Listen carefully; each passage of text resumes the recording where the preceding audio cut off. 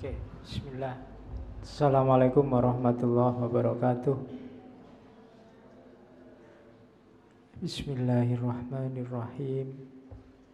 Alhamdulillahirabbil alamin. Wa bihi nasta'inu ala umurid dunya waddin.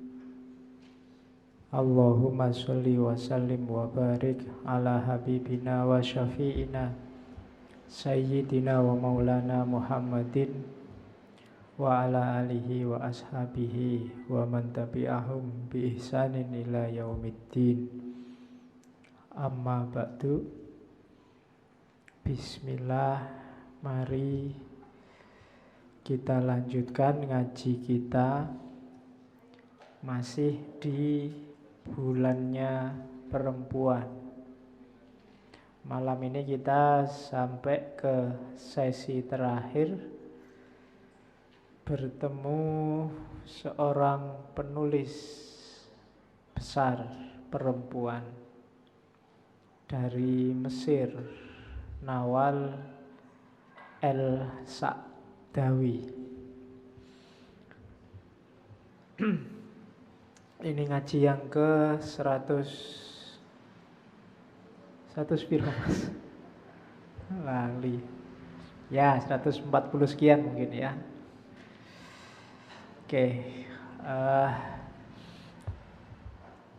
ambil nafas sebentar, frekuensinya diturunkan karena biasanya masih sibuk urusan macam-macam tadinya. Pasrah saja, tidak usah terlalu ambisius, ingin paham macam-macam. Paham ya syukur, tidak paham tidak masalah. Ya, ikhlas saja. Ikhlas itu penting. Saya ingat kata-katanya Ibnu Qayyim al-Jauzi itu, amal baik itu kalau tanpa ikhlas kayak memasukkan kerikil ke dalam saku. Cuma dapat beratnya saja, manfaatnya nggak ada. Buat apa kerikil? Jadi maka yang pertama-tama termasuk cari ilmu itu ikhlas. Ikhlas itu berarti tidak ada pamrih apa-apa, juga tidak terlalu nuntut apa-apa. Saya sering bilang nyari ilmu itu wajib, tapi dapat atau tidak itu hak prerogatifnya Allah. Maka tidak harus memaksakan diri terus stres gara-gara sudah belajar kok tidak pinter-pinter. Besok yang dinilai oleh Allah itu usahamu untuk cari ilmu, bukan hasil ilmunya. Kalau hasilnya itu Allah yang menentukan. Mungkin menurut Allah ilmu itu bisa membahayakanmu atau tidak manfaat atau malah kontraproduktif, ya sama Allah nggak dikasih. Meskipun kamu ambisius sekali ingin paham, asal sejak awal memang niatnya ikhlas. Banyak ilmu yang justru mencelakakan pemiliknya, bahkan kadang-kadang mencelakakan lingkungan sekelilingnya. Di Indonesia banyak orang pinter, cuma kadang-kadang pinternya orang-orang itu malah bikin kita bingung, bikin kita malah stres. Kemarin nggak ada masalah, sekarang jadi ada masalah karena dicarikan masalah oleh mereka yang pinter-pinter itu. Kan seringkali begitu. Kemarin biasa-biasa aja, sekarang malah gegeran kita. Kenapa? Dicarikan masalah oleh mereka. Kadang-kadang begitu. Itu berarti ilmunya tidak barokah. Ilmu yang hanya bikin orang lain susah. Maka usahakan apapun yang kita dapat dari ngaji yang manapun, dimanapun, tentang apapun, semoga manfaat, barokah, kan gitu. Tidak menyusahkan diri sendiri, jadi kekuatan, tidak jadi kelemahan. Termasuk tentang perempuan ini. Ngaji tema perempuan kita 4 kali ini, itu semoga ada dampaknya, sedikit atau banyak, baik bagi yang laki-laki apalagi bagi yang perempuan. visi utamanya bukan kok terus perempuan-perempuan memberontaklah semua. Jadi bukan kok nyuruh perempuan terus ndak mau masak lagi, ndak mau dandan lagi, ndak mau, ndak, bukan itu. Menurut saya yang penting sekarang perempuan-perempuan beranilah bermimpi, beranilah bercita-cita. Selama ini banyak halangannya, pingin jadi apa, khawatir macam-macam. Bahkan pingin sekolah tinggi aja khawatir nanti kalau sekolah terus nanti nggak kawin-kawin dianggap nggak laku. Nah, itu. Bercita-cita aja nggak berani. Maka menurut saya visi besar bulan ini kita belajar itu, yuk yang perempuan-perempuan bercita-citalah setinggi mungkin. Nggak harus dalam misi mengalahkan laki-laki. Kalau laki-laki kalah ya biar aja. Itu urusannya laki-laki. Di sini nggak ada pertandingan. Yang ada sama-sama berjuang, yo dalam rangka menunaikan tugas kita di muka bumi sebagai Abdullah maupun Khalifatullah. Jadi memahaminya begitu, tidak dalam rangka serang menyerang, tidak dalam rangka balas dendam. Meskipun nanti di titik tertentu ada namanya mainstreaming. Mainstreaming itu karena sudah terlanjur secara kultur kalah, sedikit-sedikit dibelain, dibikinkan struktur biar levelnya sejajar. Itulah yang dilakukan oleh para feminis. Oke, bismillah ya. Kita mulai dengan Nawal. Yang saya ingat dari Nawal, tadi iseng-iseng tak kumpulin yang ada gambarnya, buku-bukunya Nawal. Kalau ada yang mau pengen download gratis silahkan. Itu yang asli-asli, cuma masih banyak di luar itu karena beliau sangat rajin, sangat aktif nulis. Ya beberapa sudah diterjemah dalam bahasa Indonesia. Ya yang diterjemah tidak ada downloadannya, kamu beli yang bahasa Indonesia. Nadanya rata-rata hampir semua sama. Jadi tulisan-tulisan Nawal sebagian besar adalah kegelisahan seorang perempuan. Ya karena dia ngalami sendiri dan melihat sendiri. Hari ini beliau masih hidup. Kalau ada yang mau follow Twitternya silahkan. Iya, dia punya official Twitter. 5-10 jam yang lalu masih posting. Masih aktif. Padahal beliau lahir tahun 31, berarti sekarang umurnya sekitar 86. Tapi masih semangat. Di wawancara TV dia bilang, semakin tua entah mengapa, saya rasanya kok semakin marah. Ya lihat situasi hari ini. Jadi dia merasa tidak ada banyak perbaikan dalam aspek budaya, dalam aspek kultur sosial politik kita, termasuk yang meminggirkan perempuan. Jadi saya tiap hari kerjaannya kok pengen marah-marah terus ya lihat situasi itu. Jadi semakin tua semakin marah. Itu Nawal Sa'dawi. Ya beliau lahirnya tadi tahun 31 di Mesir. Rumahnya di pinggiran Sungai Nil. Itu dulu karena ayahnya diasingkan. Ayahnya ini pegawai negeri, cuma dihukum diasingkan karena berani memberontak melawan Inggris zaman itu. Dan Nawal ini anak pertama dari 9 bersaudara. Nanti di usia muda ayah dan ibunya meninggal, dan Nawal lah nanti yang jadi tulang punggungnya keluarga. Cuma dia nanti sempat lama di penjara, sekitar 13 tahun bersama suaminya yang ketiga. Ya, menikah sampai 3 kali. Mungkin masuk laki-laki aja yang boleh bolak-balik nikah gitu mungkin.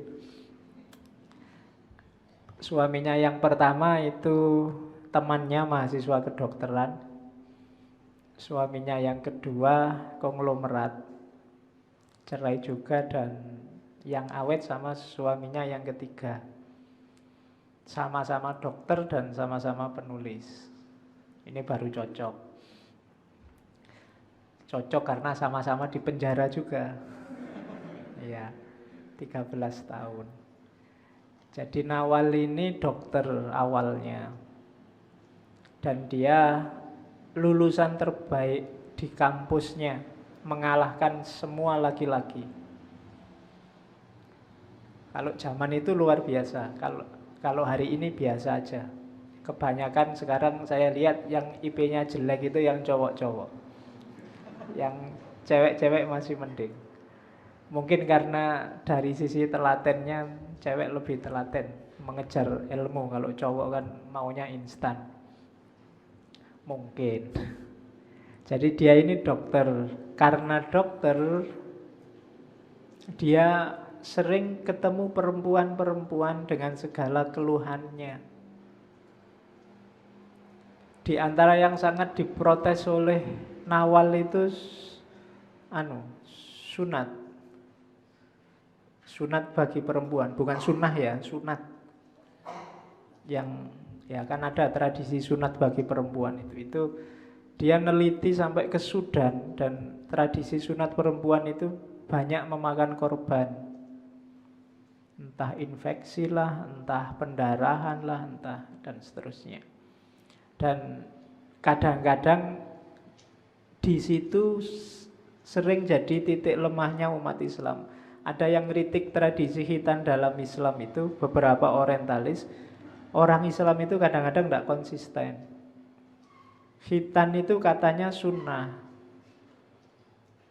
Namanya aja sampai di sini jadi sunat. Tapi dalam prakteknya jadinya kayak wajib. Begitu ada orang syahadat, misalnya pengen masuk Islam, pertama-tama yang dipaksakan kan sunat.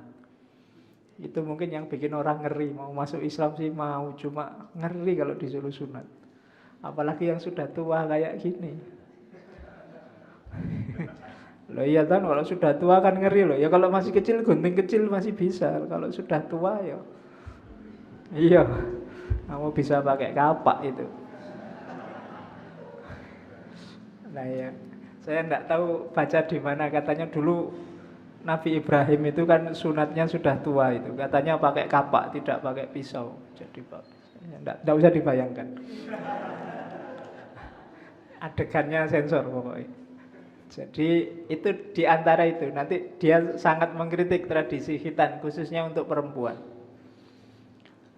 Oke, dan apalagi yang tentang perempuan di rumah, perempuan dalam kehidupannya sehari-hari, perempuan dalam konstruksi budaya. Sangat banyak perempuan yang mengeluh, ada yang dipukuli suaminya, ada yang dijual suaminya, ada laki-laki yang main-main sama institusi perkawinan.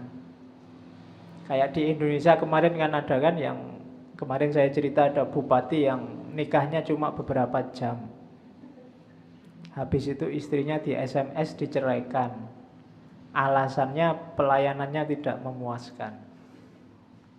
Kan dia melihat waktu wawancara itu kan jumpa pers, dia bilangnya, loh ini kan kayak orang jual beli, sudah tak bayar, barangnya nggak memuaskan, kan tak kembalikan lagi.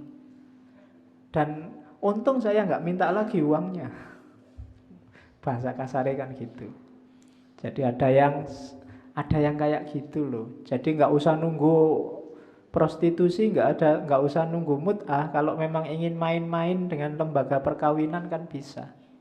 Hari ini ijab kabul, sore ini, malam ini, besok pagi cerai kan bisa.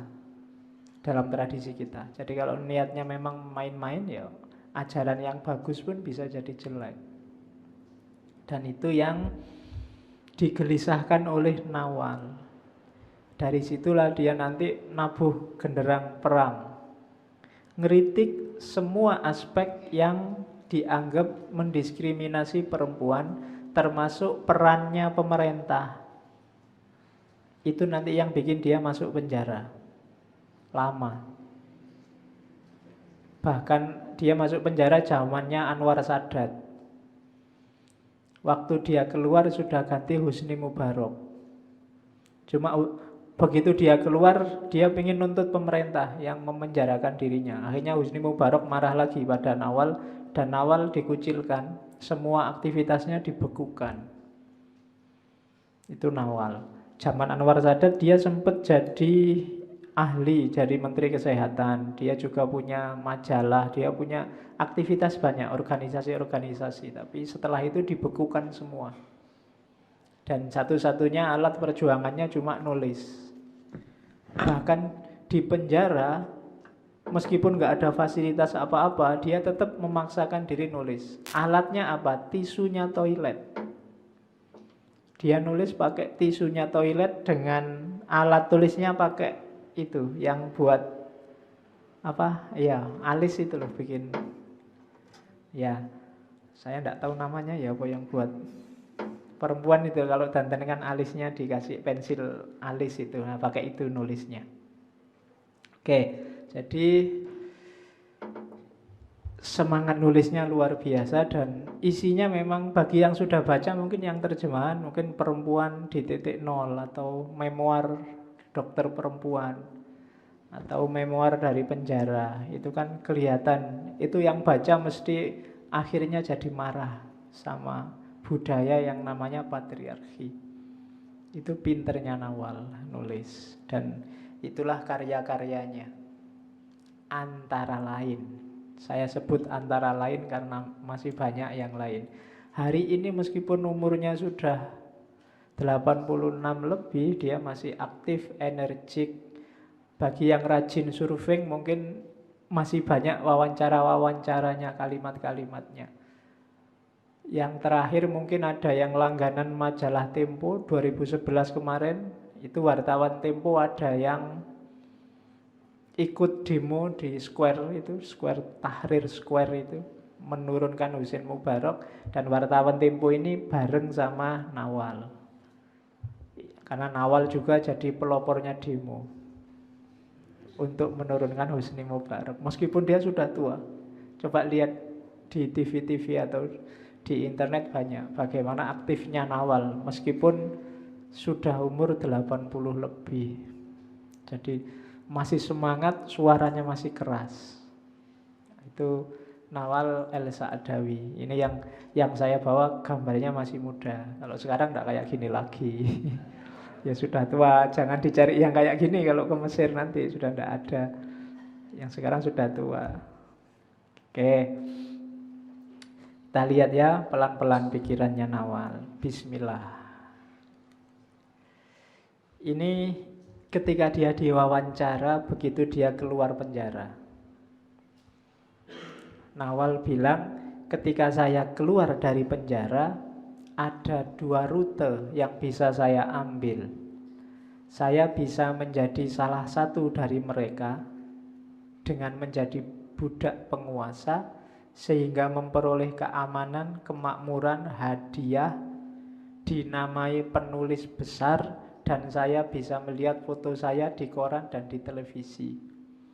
Kalau di sini mungkin diundang ILC segala. Ya. Cuma katanya Nawal, atau saya melanjutkan jalan yang sulit, salah satu yang telah membawa saya ke penjara. Dan dia milih itu. Bahaya telah menjadi bagian dari hidup saya sejak saya mengambil pena dan menulis. Tidak ada yang lebih berbahaya daripada menempatkan kebenaran di dunia. Tidak ada kekuasaan di dunia yang dapat melucuti tulisan-tulisan saya dari saya. Jadi ini tekadnya, visinya seorang Nawal.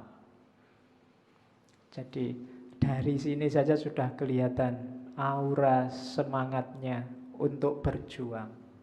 Satu-satunya yang jadi komitmennya hanya kebenaran, bukan popularitas, apalagi kekuasaan. Tidak jadi apa-apa juga tidak masalah. Yang penting kebenaran tegak. Oh, ini hari ini langka nyari orang semacam ini. Itu yang saya sebut di awal tadi, ikhlas. Resiko apapun tidak masalah, yang penting yang dilakukan benar dan baik. Hasilnya seperti apa, dampaknya apa, tidak usah dipikir. Yang penting kita ada di jalur yang baik. Itu bedanya sistem etik kalau dalam Islam dengan yang di luar Islam. Kalau Barat cenderung lihat konsekuensi perbuatan. Kalau di Islam enggak, lebih dilihat sumber perbuatan. Kalau ada dua jalur, sejak awal pilihlah jalur yang baik. Meskipun hasil, efek, dan dampaknya seringkali tidak seperti yang kita inginkan. Kalau di Barat, sistem etik seringkali lihatlah hasilnya yang baik. Prosesnya ya monggo. Yang penting kamu dapat nilai A, agak nyontek-nyontek dikit tidak apa-apa. Itu kayak Barat. Agak pragmatis. Tapi kalau di Islam tidak boleh. Kamu tidak lulus juga tidak masalah, asal kamu jujur. Jadi ketegasannya di awal. Baik dan buruknya ditelateni sejak awal. Itu bedanya sistem etik kita dan mereka. Dan Nawal menggambarkan secara tepat model itu.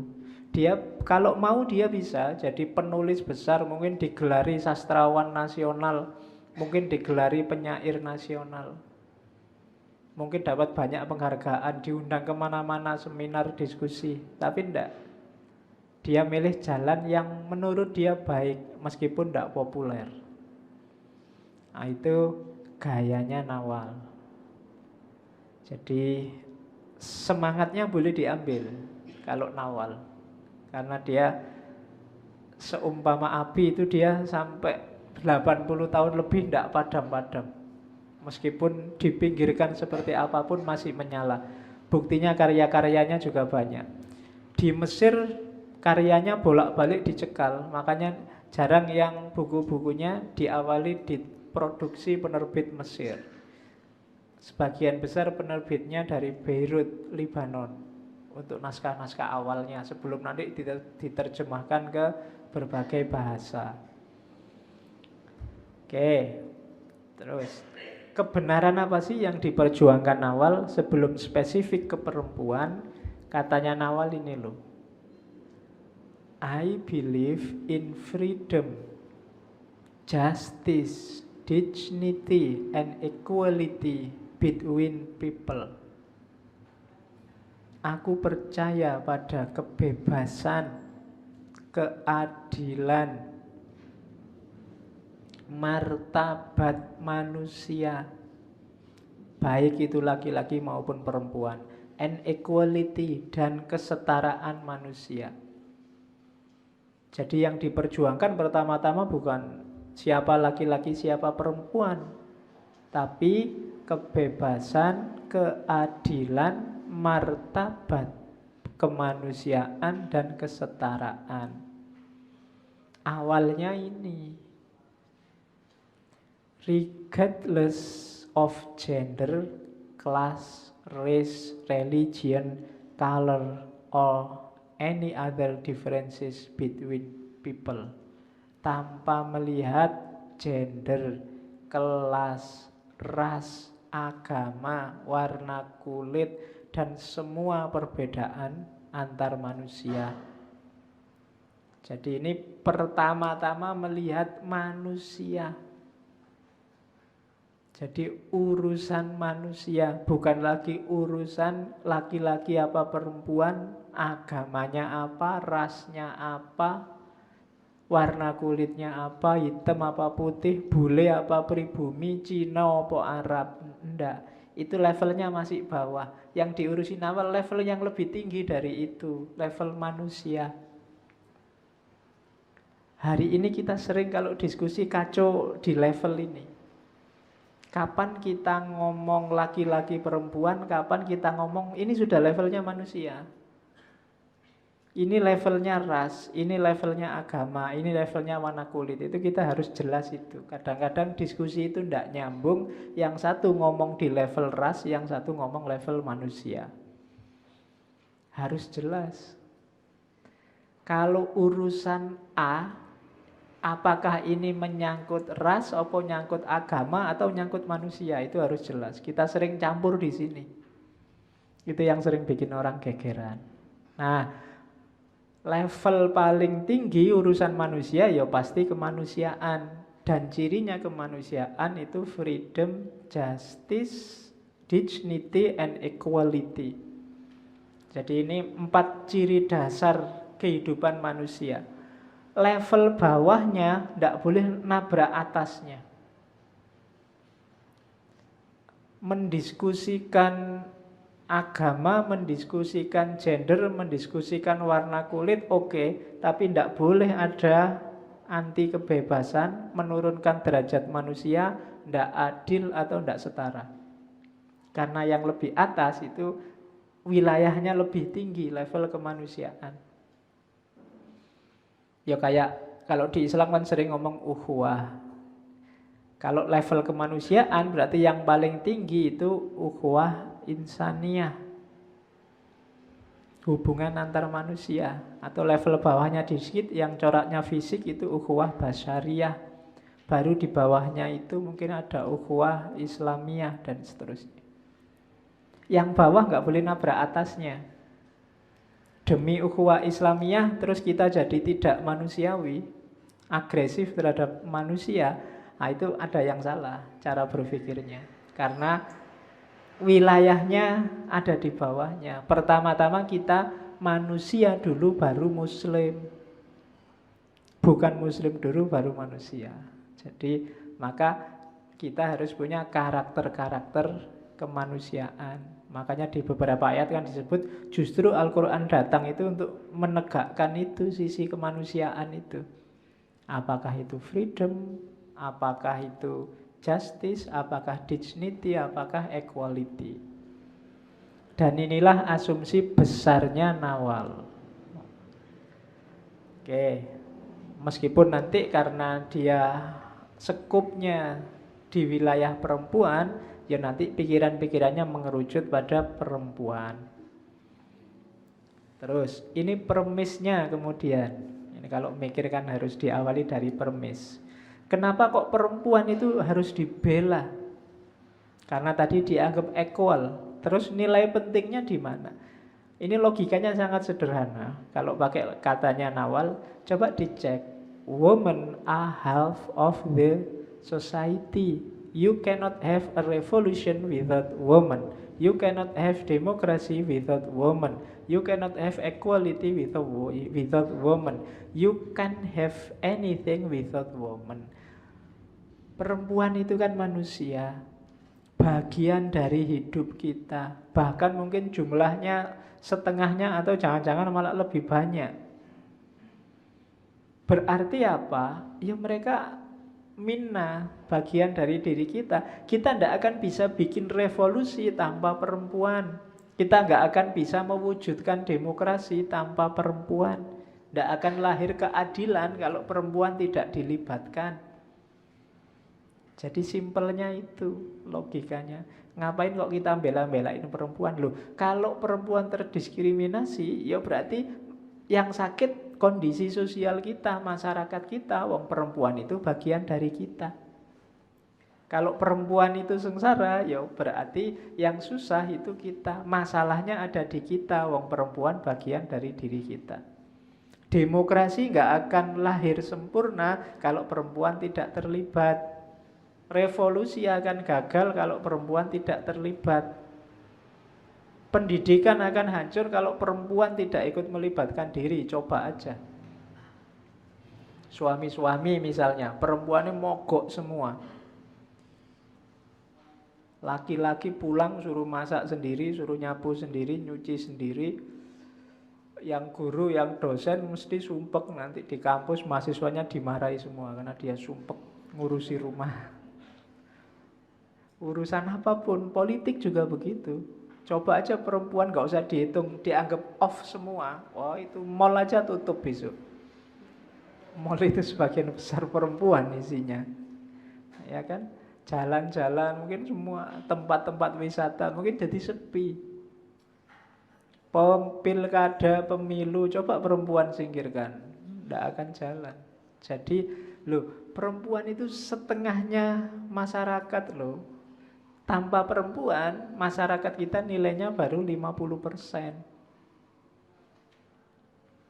Jadi katanya Nawal, wong kayak gini aja kok dadak dijelaskan detail. Harusnya kan sudah paham orang-orang itu. Sejak kemarin, sejak dulu yang di pikiran mereka apa? Jadi visi besarnya keadilan, kemanusiaan, dan ada kasus perempuan harus dibela. Kenapa? Karena perempuan bagian dari kita, bagian dari masyarakat kita.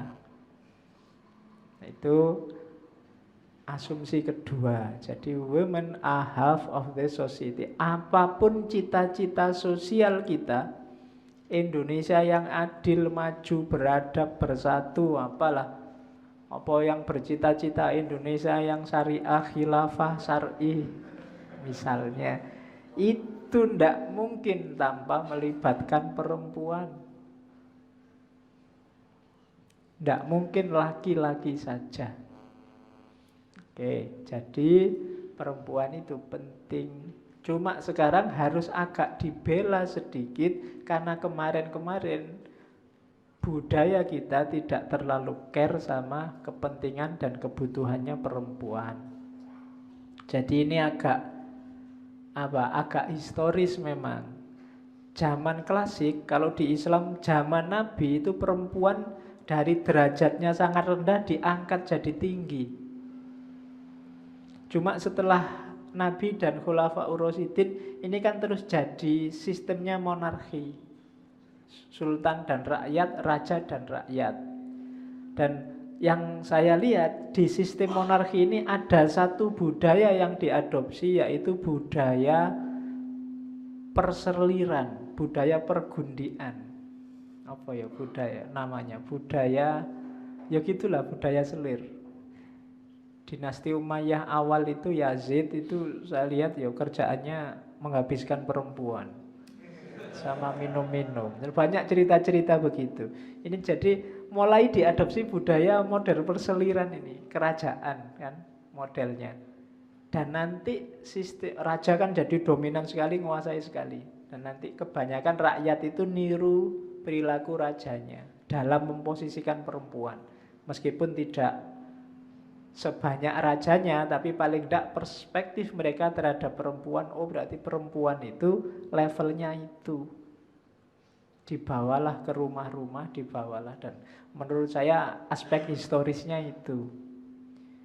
Dari situlah nanti perlahan-lahan perannya perempuan mulai terpinggirkan. Padahal zaman Nabi kan luar biasa. Dari perempuan yang hanya kayak properti, hanya kayak barang, levelnya nggak beda sama laptop apa mikrofon ini. Dulu zaman Nabi kayak barang. Sampai bisa diwariskan segala. Dari perempuan yang diwariskan kemudian berubah jadi mendapatkan waris, itu kan luar biasa. Meskipun ya karena tidak mungkin drastis lah. Meskipun nilainya di bawah laki-laki, tapi itu sudah emansipasi yang luar biasa. Dari laki-laki yang boleh mengoleksi sebanyak mungkin perempuan, kemudian datang ajaran, sudah laki-laki jangan banyak-banyak, 4 saja maksimal. Oh itu emansipasi luar biasa. Bayangkan, dari orang boleh ratusan istri terus jadi 4, itu kan pusing dia. Biasanya banyak, sekarang cuma 4. Bagi perempuan itu emansipasi luar biasa zaman itu. Cuma kemudian visi ini perlahan-lahan surut, perlahan-lahan susut. Oke. Jadi nilai penting perempuan itu. Cuma hari ini kemudian ada problem ketidaksetaraan itu. Ya bolehlah ada yang bilang, apa iya sih Pak, wong nyatanya hidup itu ya tentrem-tentrem aja ini loh Pak, seneng-seneng aja, ketawa-ketawa aja kita tiap hari. Itu karena korbannya nggak sadar. Iya, perempuannya banyak yang tidak sadar. Coba dicek antara lain itu ya. Contoh nanti ini yang digarap oleh Nawal. Laki-laki di peradaban yang bagus bahkan kayak barat sekalipun diakui atau tidak, aksesnya lebih besar.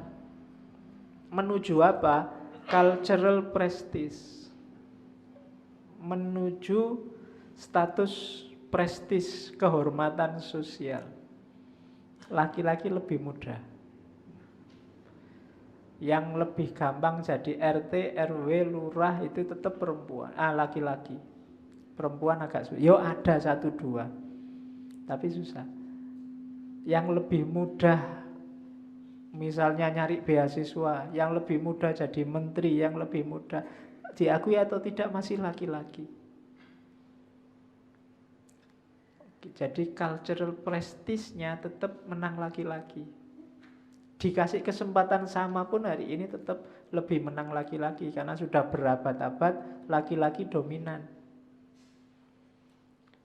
Yang kedua, political authority, ya, otoritas politik juga sebagian besar laki-laki, dan laki-laki lebih mudah.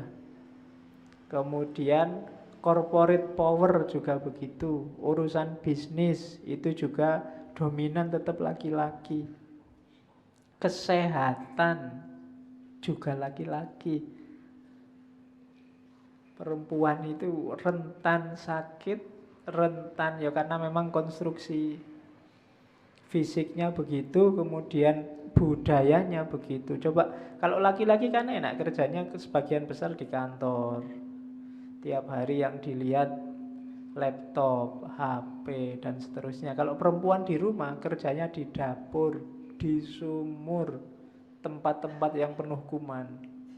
Bersihin kamar mandi loh. Ya kan? Akses kesehatannya tetap lebih menang laki-laki. Jadi yang tiap hari bersentuhan dengan yang banyak kumannya kan kebanyakan perempuan. Akses kesehatan. Kemudian material comfort, barang-barang, coba dilihat budaya kita. Barang yang untuk laki-laki itu lebih enak, lebih simpel. Barang untuk perempuan lebih ribet.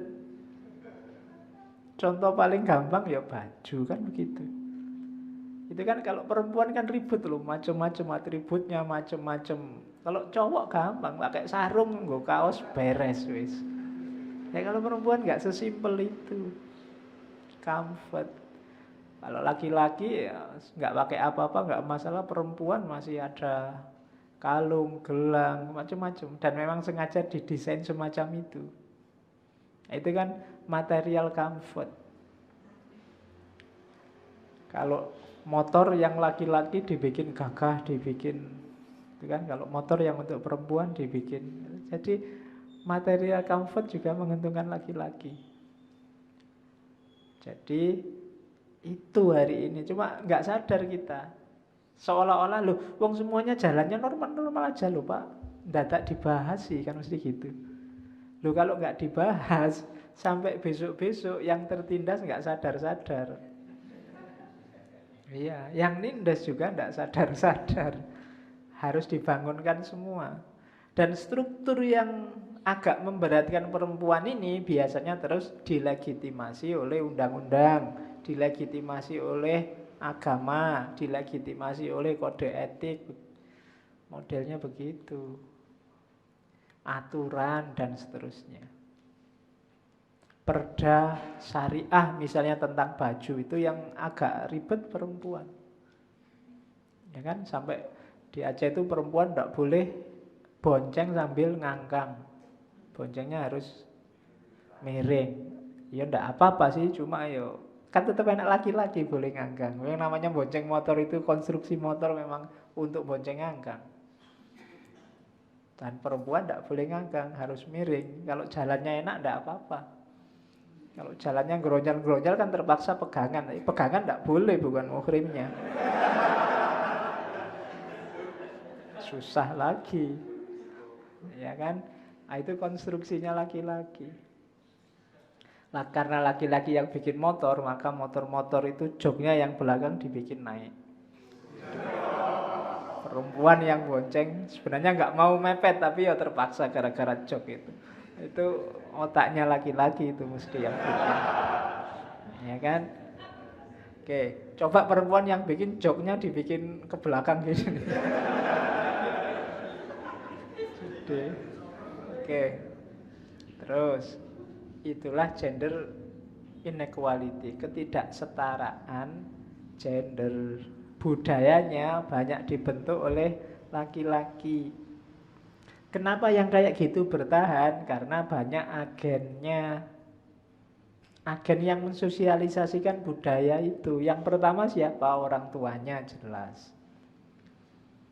Cara orang tua mendidik anak-anaknya.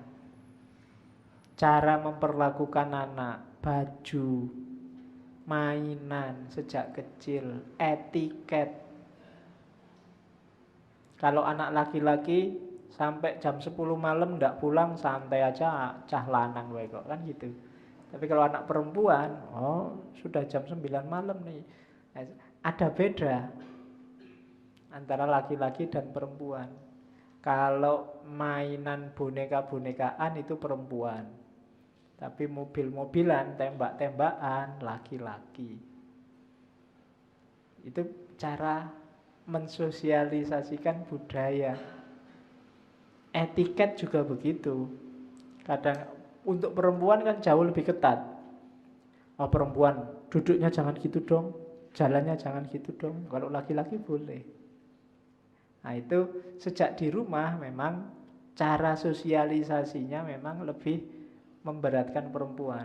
Bahkan banyak mitos-mitos. Misalnya kalau perempuan duduk di depan rumah itu besok susah nikahnya. Laki-laki kan nggak ada mitos. Laki-laki duduk di depan pintu itu enggak masalah. Tapi kalau perempuan jodohnya berat. Nah ini kan gaya memberatkan perempuan. Jadi agen sosialisasi. Jadi orang tua ikut andil. Biasanya selalu, hei perempuan jangan begitu. Perempuan jangan begini. Kalau laki-laki boleh. Kalau laki-laki jangan kayak perempuan. Kalau laki-laki kok main boneka, laki-laki kok main boneka. Kayak perempuan aja. Nah itu cara mensosialisasikan bahwa laki-laki itu beda sama perempuan. Terus yang kedua ya biasanya kelompoknya, kondisi masyarakatnya, aliran-aliran yang diikuti, kelompok-kelompok sosial. Itu juga biasanya mensosialisasikan budaya-budaya patriarki ini. Kalau ada susunan panitia, ketuanya laki-laki, bendaharanya perempuan. Kan selalu begitu. Bagian seksi perlengkapan laki-laki, tapi penerima tamu perempuan. Loh yang bagi kayak gitu itu loh siapa? Emangnya laki-laki tidak bisa menerima tamu di depan? Kan juga bisa, kenapa harus laki-laki? Emangnya perempuan tidak bisa seksi perlengkapan? Kan bisa juga. Oke, jadi itu kelompok. Yang ketiga jelas agama. Agama kan juga teks-teks tertentu konotasinya memang memberatkan perempuan. Ya meskipun tergantung nanti cara memahaminya. Terus media dan bahasa, itu di bawahnya contohnya. Bahasa itu misalnya pembedaan antara polisi laki-laki dan polisi perempuan, polwan. Oh itu sebenarnya kenapa harus dibedakan sih? Polisi kan ya polisi. Apakah dia one atau ndak one kan sama aja polisi toh. Emangnya kalau ditilang polisi perempuan, polwan, harga tilangnya beda kan sama aja. Apa-apanya kan sama. Urusan kepolisian itu kan bukan urusan yang laki-laki dan perempuan. Ya urusan polisi. Cuma sering begitu, jurnalis perempuan. Loh, jurnalis ya jurnalis. Apakah dia perempuan apa laki-laki, tidak ada urusannya. Hari ini, mohon maaf, sedang muktamar ulama perempuan.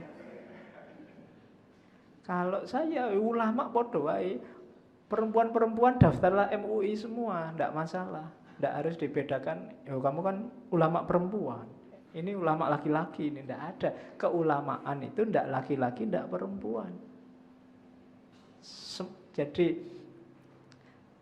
Jangan dipisahkan kalau memang urusannya bukan urusan yang terpisah. Ya di minggu pertama kan di Betty Friedan kemarin ya, yang beda antara laki-laki dan perempuan cuma hal yang berhubungan dengan seks, dengan jenis kelamin, antara menyusui, kemudian melahirkan, menstruasi, dan yang sejenis itu. Tapi di luar itu, ndak laki-laki, ndak perempuan. Kalau ada perempuan nyopir taksi, jangan kaget. Karena urusan sopir taksi itu ndak laki-laki, ndak perempuan. Kalau ada perempuan jadi wasit, biasa aja. Wasit itu ndak laki-laki, ndak perempuan. Oke, ya saya ndak membayangkan. Tapi mungkin besok yang akan datang sepak bola itu bisa campur. Jadi cowok sama cewek. Loh ya mungkin iso ngono. Iya, ya pikiranmu ngeres mesti. Itulah namanya ndak peka gender. Jadi ya mungkin besok Messi itu kalahnya sama pesepak bola perempuan itu. Jadi kalau mau tabrakan Messinya yang minggir takut. Oke. Loh, bisa jadi kan begitu, wong olahraga ndak laki-laki ndak perempuan. Kita sendiri yang sering bikin demarkasi, sering bikin garis batas, laki-laki ini perempuan. Ngaji ini juga kan kalian sendiri kan yang duduk perempuan tiba-tiba ngumpul di sana, laki-laki di sini. Emangnya ndak boleh perempuannya di sini? Kan boleh. Itu bikin saya ngadepnya ke sana terus, nggak ngadep ke sini. Ya kan? Ya sekali-sekali minggu depan perempuan yang di tengah, laki-laki yang di pinggir. Ya kan kasihan nanti yang perempuan habis ngaji gini terus dia kan ngadep sini. Yang enak yang laki-laki. Gitu loh. Jadi ini ndak ada booking-bookingan sini harus laki-laki, sana harus perempuan. Oke, pilihlah tempat yang senyaman mungkin. Pokoknya. Jadi bahasa sering juga menjadi penghalang. Budaya ya itu yang kemarin feminin mistik termasuk maskulin mistik.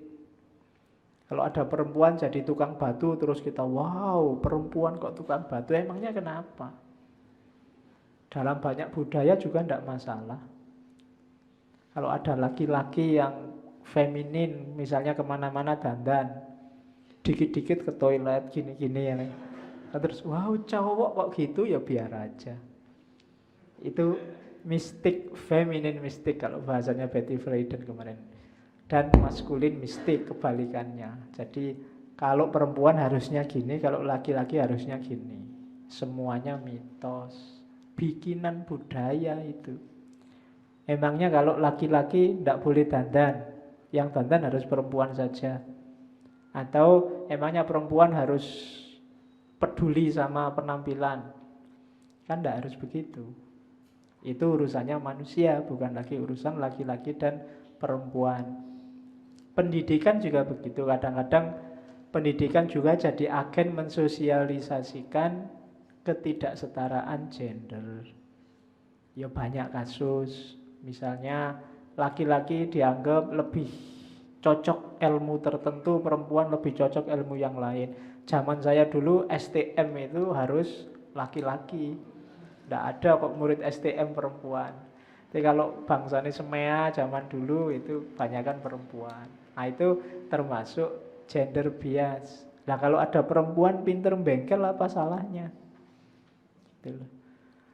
Jadi itu bias dalam pendidikan. Kita tidak sadar itu.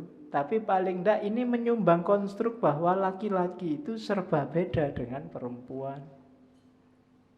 Padahal ya memang ada bedanya, tapi di level yang kodrati tadi, yang level hubungannya sama jenis kelamin. Di luar itu sebenarnya konstruk budaya.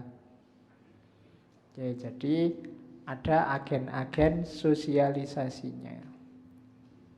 Terus ini loh yang jadi sumber, yang dimusuhi oleh Nawal. Kenapa kok kemudian perempuan nasibnya seperti hari ini? Jadi katanya Nawal, perempuan di sebagian besar negara tidak banyak berkembang karena mereka tidak dapat bebas di bawah sistem yang patriarkal, kapitalis, imperialis, dan militeris. Jadi 4 hal ini musuh besarnya perempuan, yang jadi sumber budaya yang meminggirkan perempuan tadi. Yang pertama, patriarki. Apa-apa serba laki-laki. Laki-lakilah yang menentukan nasibnya dunia. Itu bikin perempuan otomatis terpinggirkan. Yang kedua, kapitalisme. Kapitalisme itu budaya yang hanya memikirkan keuntungan sendiri. Kapitalisme pasti tidak melihat kepincangan-kepincangan budaya, fenomena anomali-anomali sosial. Yang dia lihat cuma bagaimana caranya dia bisa untung. Mau patriarki kayak mau matriarki, terserah lah, yang penting untung. Dan dalam budaya patriarki pasti sumber keuntungan itu adanya di laki-laki. Itu yang susah bagi perempuan. Apalagi struktur yang imperialis, menindas. Apakah penindasan fisik atau penindasan budaya atau penindasan ekonomi. Kalau ada penindasan jenis apapun, jatuhnya yang paling sengsara pastilah perempuan. Pada akhirnya. Awalnya mungkin laki-laki yang kena, tapi begitu laki-laki kena, imbasnya pasti perempuan. Ketika laki-laki bangkrut, pada akhirnya yang sengsara juga perempuan. Yang dimarah-marahi pertama juga perempuan. Apalagi yang militeris. Kalau ada perang, kalau ada pertarungan antar rezim, yang bagian ngungsi, yang bagian lari-lari, yang bagian sengsara pasti juga perempuan. Hari ini dengan santainya Kim Jong Un sama Donald Trump mau perang. Emangnya kalau perang beneran siapa yang untung? Tidak ada. Tapi yang sengsara nomor 1 jelas perempuan dan anak-anak pasti. Jadi itu musuh besarnya katanya Naul. Makanya dia ikut demo sampai tua dan dia rasanya pingin marah terus karena fenomenanya kok tambah lama tambah tidak bagus. Jadi saat ini jalan hidup kita itu yang terjadi adalah logika kekuasaan, bukan logika keadilan. Demokrasi kita akhirnya demokrasi palsu. Jangan salah, demokrasi itu tidak sekedar kita setiap orang bebas bersuara. Demokrasi itu dia palsu kalau sifatnya hanya pinjaman, hanya nama. Kenapa hanya nama? Karena kekuatannya tidak imbang. Kalau rakyat sangat lemah, dibikin demokrasi, yang terjadi tetap semacam dominasi, semacam otoriter. Karena rakyatnya lemah. Tetap nanti diatur-atur oleh yang atas. Wong disuruh bersuara tidak bisa. Kayak satu ketika saya ngisi pengajian, jamaahnya silahkan Bapak Ibu bebas ini minta tema apa. Terus jamaah, alah ya terserah Ustadz aja. Itu kan mau nggak mau saya harus mendominasi mereka, wong mereka pasrah. Tidak bisa berinisiatif, tidak bisa mikir. Kalau rakyatnya lemah, meskipun demokrasi, kejadiannya tetap didominasi oleh pemerintah. Satu-satunya cara apa? Ya pinterkan dulu, berdayakan dulu rakyatnya. Baru demokrasi akan bagus. Kalau rakyatnya lemah, masyarakat itu lemah, ya nanti yang main aktor-aktor ini isinya tiap hari mobilisasi massa terus. Kenapa? Ya karena mereka tidak bisa mikir sendiri, nggak bisa berinisiatif sendiri, hanya bisanya manut. Itu antara lain kelemahan demokrasi. Jadi demokrasinya palsu. Ketika demokrasinya palsu, tidak mungkin ada kebebasan. Yang ada orang diatur terus oleh pemerintah. Harus begini, harus begitu. Jangan-jangan pengen bantah, tapi bantahnya gimana ya, tidak bisa. Karena memang levelnya belum nyampe. Jadi tidak selalu demokrasi itu bagus. Ya syukur-syukur pas dapat pemerintah yang bagus. Kalau pas dapat pemerintah yang jelek, ya sudah, satu negara jadinya jelek. Oke, jadi demokrasinya palsu, maka kebebasannya juga bukan kebebasan yang sejati. Ya kayak saya ceramah tadi, meskipun dibebaskan silakan, ya akhirnya dikembalikan lagi. Ya manut sajalah pemerintah maunya gimana, kan orang pinter semua yang di atas itu. Hasilnya begitu mesti. Oke, dan ini termasuk variabel-variabel musuhnya perempuan. Dan biasanya penguasanya seneng kalau kayak gini. Ini kenapa? Ngaturnya gampang. Kalau rakyatnya tambah pinter, susah pemerintahnya. Tiap hari komplain, tiap hari protes, tiap hari demo kan malah sumpek. Biar aja bodoh-bodoh. Yang penting ngaturnya gampang. Pemerintah kan maunya itu. Itu makanya Nawal itu bolak-balik masuk penjara. Karena cara berpikirnya begini. Karena bagi dia, alah demokrasi kalau tanpa pemberdayaan, ya demokrasinya palsu, cuma pinjeman. Seolah-olah demokrasi. Demokrasi yang sejati itu kan kayak zaman Athena itu. Seluruh masyarakat ngumpul jadi satu, boleh bersuara. Ya karena mungkin jumlah penduduknya tidak terlalu banyak. Ketika terlalu banyak kan modelnya perwakilan.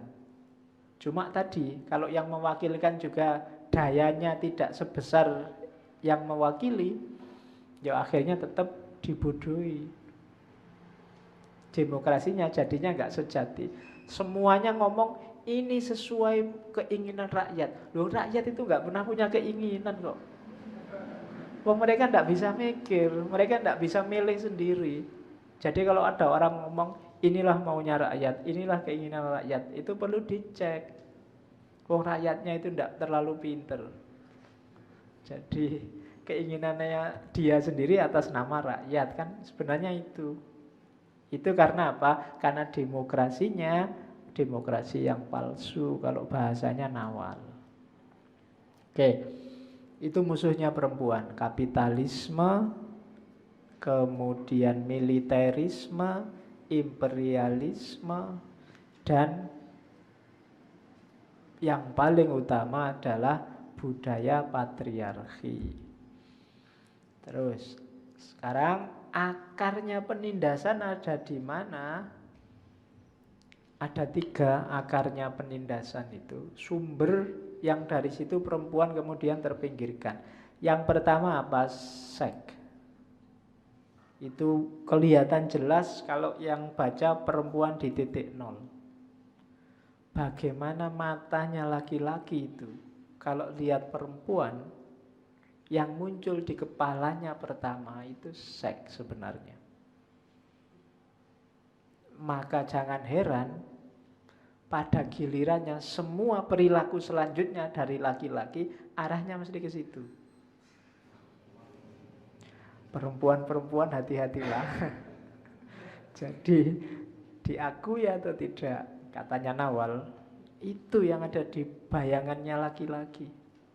Yang dilihat mesti pertama-tama dimensi seksualitasnya. Dia sebagai perempuan yang tandemnya laki-laki dalam bidang seks. Arahnya tidak jauh-jauh dari situ.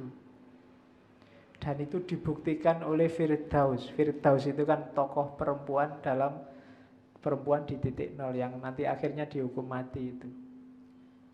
Mulai sejak dia kecil jadi anak-anak sampai kemudian sunat perempuan itu, sampai kemudian disiksa ayahnya, sampai kemudian ikut pamannya, dan yang memperkosa pertama ya pamannya itu, sampai terus sampai dijual ke germo, sampai macam-macam pengalamannya. Yang itu porosnya cuma satu seks. Jadi matanya laki-laki itu mata seksualitas. Jadi kalau lihat perempuan, yang bunyi pertama seksisnya, seksualitasnya. Arahnya mesti ke situ. Pandangan matanya nggak jauh-jauh dari sekitar-sekitar itu. itu laki-laki, katanya Nawal. Terserah mau jujur apa enggak. Oke, kuncinya cuma itu, jujur apa enggak. Yang kedua, itu nanti dari situ akar kesengsaraannya perempuan. Jadi akhirnya apa? Logika seks itu menempatkan perempuan jadi objek dan laki-laki jadi subjek. Jadi objek itu kan dia selalu jadi penderita dari subjek yang mengobjekkan dia, namanya laki-laki. Wilayahnya apa? Wilayah seks. Bisa lewat kata-kata, bisa lewat perbuatan, bahkan bisa lewat imajinasi. Ya kadang-kadang kan imajinasi juga menyerang perempuan. Hati-hati perempuan-perempuan. Imajinasinya laki-laki itu luar biasa. Iya. Jadi mikirnya so aneh-aneh. Susah. Kalau perbuatan, kata-kata, menangkisnya gampang. Tapi kalau imajinasi susah. Makanya itu sumber akar-akar penindasan. Laki-laki yang gayanya hanya semacam ini, yang hanya mengobjekkan perempuan, susah untuk diajak berdiri standar sejajar sama perempuan. Yang ada di pikirannya hanya seks. Ya laki-laki kalau ngobrol sesama cowok, arahnya tidak akan jauh-jauh dari situ. HP-nya mungkin kamu cek itu, kalau bikin apa, meme, bikin itu mesti nggak jauh-jauh dari perempuan seksi. Karena yang ada di pikirannya perempuan itu seksualitasnya. Bahkan kalau guyon, kalau bergurau, itu kalau ketawanya keras sekali itu pasti tidak jauh-jauh dari itu. Coba aja dicek. Jadi itu laki-laki. Pokoknya urusan itu paling semangat mereka. Oke. Kalau tiba-tiba tanya, ada yang baru? Pasti tidak jauh-jauh dari itu. Terus itu bisa ditebak. Jadi itulah laki-laki. Akarnya ada di situ. Ya yang mendalam di sini nanti Sigmund Freud. Dia banyak, laki-laki tidak akan jauh-jauh dari sana. Itu Sigmund Freud. Terus yang kedua, akarnya lagi kebijaksanaan pemerintah, struktur sosial, struktur budaya itu kuncinya ada di penguasa sebenarnya. Katanya Nawal itu kalau dari catatan dari penjara perempuan yang dipenjara bersama dia kan diwawancara. Kesimpulannya Nawal apa? Ketidakadilan yang dialami perempuan adalah berasal dari hal ehwal tegaknya supremasi hukum yang adil. Laki-laki yang menindas perempuan, tetapi penguasa laki-laki menginjak laki-laki yang tak berkuasa, lalu laki-laki yang terinjak oleh para penguasa menginjak perempuan miskin tak berdaya. Jadi struktur yang tidak adil itu yang melahirkan orang-orang putus asa, orang-orang stres. Dan orang-orang ini pelampiasannya biasanya tidak jauh-jauh, mesti perempuan lagi. Kalau suami susah, suami stres, itu yang susah istrinya. Coba aja yang nanti yang nikah-nikah. Kalau suaminya judek, sumpek, marah-marah, stres, korbannya mesti perempuan, istrinya. Yang punya pacar aja sudah berani gegeran, yang dimarah-marahi pacarnya. Mungkin adik perempuannya, anak perempuannya, bisa jadi begitu. Dianggap beban, dianggap sumber sial, dianggap tidak bantu apa-apa, bisanya malah ngerecoki aja. Sedang susah keuangan malah menghabiskan keuangan saja. Ya padahal kalau uangnya nggak dihabisin, makan apa di rumah, masak apa, dan seterusnya. Tapi ya karena sedang stres, kembali korbannya ke rumah. Dan itu nanti strukturnya ke atas. Cuma pemerintah tidak sejauh itu mikirnya.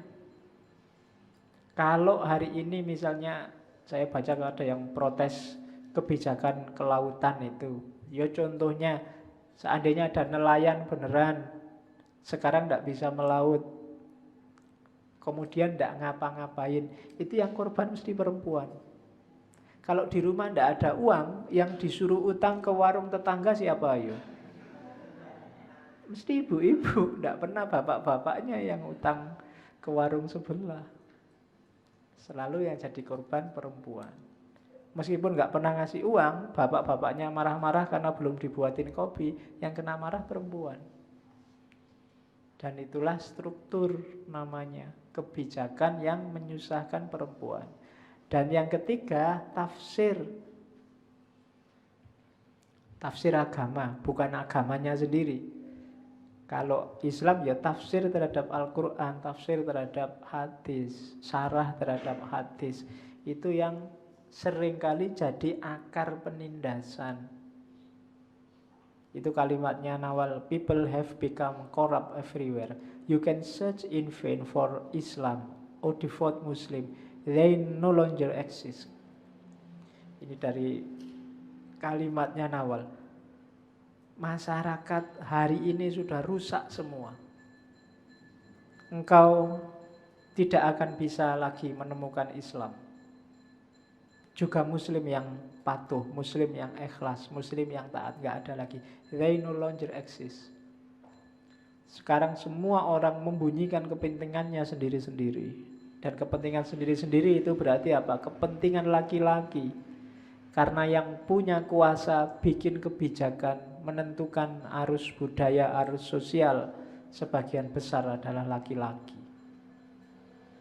Dan itu dari situ akar-akar penindasan muncul. Sumber kesengsaraannya perempuan. Kita lihat satu-satu realnya apa.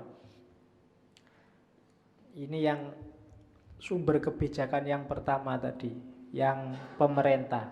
Ini kalimat di bukunya. Bapakku di novelnya memperlakukanku lebih buruk daripada pembunuhan. Ini terjemahannya agak susah memang. Lebih buruk daripada pembunuhan itu lebih sengsara daripada dibunuh saja, mending mati saja. Hidup bareng bapak sengsara sekali sebagai perempuan. Permasalahannya adalah undang-undang tidak menghukum bapakku serta tidak menghukum suami Robi'ah. Pokoknya laki-laki kalau urusan dalam rumah tangga mau apapun dia tidak bisa disalahkan, wong dia kepala rumah tangga. Undang-undang juga tidak menghukum para bapak dan para suami yang memperjualbelikan kami atas nama nikah yang sah, talak atau poligami yang sah. Ini yang saya contohkan tadi, bagaimana banyak orang yang mempermainkan institusi perkawinan.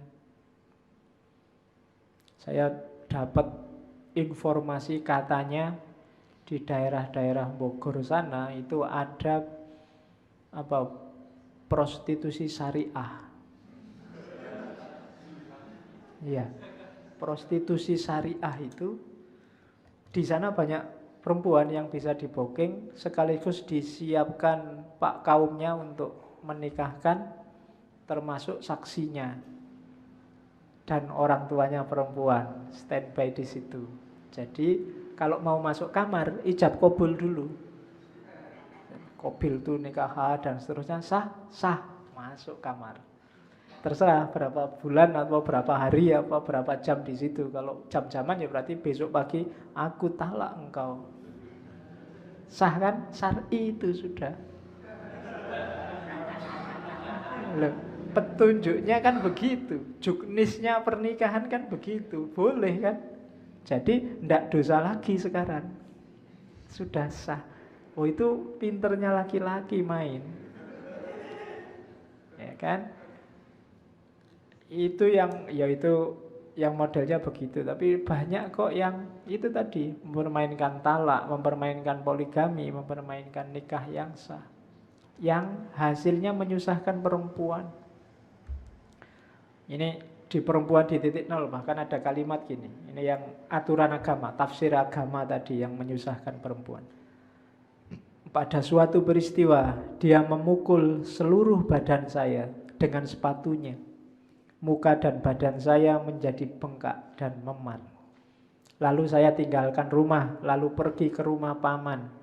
Tetapi paman mengatakan kepada saya bahwa semua suami memukul istrinya.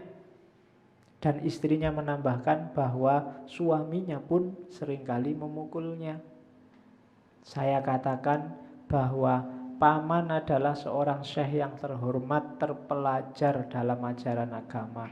Dan dia tak mungkin memiliki kebiasaan memukul istrinya. Dia menjawab bahwa justru laki-laki yang memahami itulah yang suka memukul istrinya. Aturan agama mengizinkan untuk melakukan hukuman itu. Itu tafsir. Karena ada kan di An-Nisa itu yang fa'idhuhunna wahjuruhunna fil madaji wadribuhunna.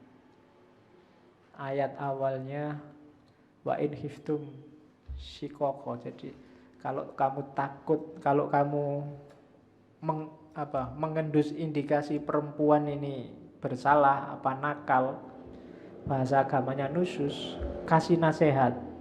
Dikasih nasihat tidak bisa, pisah ranjang. Pisah ranjang tidak bisa, pukuli aja. Wadribuhunna. Makna letterleknya itu. Dengan dalih ini, di cerita perempuan di titik nol itu, mereka memukuli perempuan. Dan banyak terjadi, saya lupa dulu zaman saya S2 ada kasus juga di Malaysia itu. Jadi laki-laki yang mukuli istrinya sambil baca ayat ini. Fa'idhuhunna wahjuruhunna fil madaji wadribuhunna. Jadi karena kamu perempuan tidak benar, sekarang harus diluruskan, dipukuli. Ya. Itu tafsir. Kenapa tafsir? Ya, seandainya secara letterlek begitu kan juknisnya tidak begitu. Juknis itu kan beberapa hadis misalnya bilang, ya mukuli sih mukuli, tapi hindari wajah. Yang kedua bukan mukul untuk menyakiti. Kalau sampai kesakitan pasti bukan itu. Kalau kena wajah pasti juga bukan itu. Kalau wajahnya sampai biru-biru pasti bukan itu. Seandainya memang diartikan letterlek begitu. Karena ada syaratnya. Syaratnya itu nusus. Kalau ikut ayat sebelumnya itu sebenarnya bukan urusan perempuan yang tidak patuh suami, tapi perempuan yang tidak solihat, perempuan yang tidak mau menjalankan agama. Nggak ada hubungannya sama patuh dan tidak patuh sama suami. Kalau ikut ayat sebelumnya. Nanti beberapa mufasir malah wadribuhunna itu artinya bukan pukul lah, macam-macam. Malah ada yang mengartikan dan kumpulilah di kamar. Ada yang begitu. Itu tafsir namanya. Jadi berarti apa? Ya ndak harus begitu. Cuma ayat ini sering dipolitisir oleh laki-laki untuk menyusahkan perempuan. Itu termasuk jenis patriarki, tafsir agama. Nabi Muhammad itu tidak pernah mukul istrinya aja, tidak pernah. Kalau sedang tidak enakan sama istrinya, Nabi Muhammad paling banter tidak pulang, tidur di masjid. Itu Nabi Muhammad. Ngomong kata-kata jelek untuk istrinya aja tidak pernah. Itu Nabi, dan semua istrinya merasa dialah yang paling dicintai oleh Nabi. Itu Nabi. Tapi umatnya lebih sadis. Iya. Jadi Nabi itu tidak pernah mau berdebat, berbantahan. Bahkan satu ketika ada cerita, kan Nabi menikahi anaknya Abu Bakar sama anaknya Umar. Jadi satu ketika ada kasus bahwa Abu Bakar tanya, Nabi, ini anakku yang jadi istrimu ini baik-baik saja toh? Dia tidak pernah minta apa-apa yang kamu tidak punya toh Nabi? Terus Nabi ketawa. Oh yo kadang-kadang yo minta katanya Nabi. Tapi sambil ketawa jawabnya. Akhirnya yang marahi istrinya malah Abu Bakar dan juga Umar pada istri-istrinya Nabi. Tapi Nabi tidak pernah marah. Nabi aja jawabnya sambil ketawa. Jadi ya kalau menurut sejarah paling banter Nabi itu kalau istrinya sedang marah-marah, tidak enak-enakan, Nabi tidur di masjid. Ya Nabi itu rumahnya sama masjid kan mepet, jejer. Jadi ya kayak tidur di luar rumah gitu aja kan. Itu Nabi. Ya Nabi kan, dan kalau kadang-kadang ada cerita Nabi kalau pulangnya kemalaman itu, Nabi malah nggak ngetuk pintu kan, tidur di depan pintu. Tidak terbayangkan Nabi mempraktekkan ayat itu wadribuhuna sambil mukuli istrinya. Kasus berat kadang-kadang ada loh. Aisyah itu pernah dituduh selingkuh. Gosipnya sudah sampai kemana-mana seluruh Madinah. Nabi kan nggak terus marah-marahin Aisyah terus dipukuli. Jadi kalau ada yang begitu itu cuma tafsirnya mereka tentang Nabi. Kan tadi saya cerita budaya yang agak meminggirkan perempuan kan muncul ketika monarki lahir. Tapi sebelum itu perempuan mulia posisinya, apalagi zaman Nabi. Oke. Terus jenis patriarki juga hari ini apa? Kalau menurut Nawal mitos kecantikan. Ini dahsyat sekali. Kalau yang tadi kelihatan perempuan tersiksa, kalau ini sering-sering perempuan menikmati.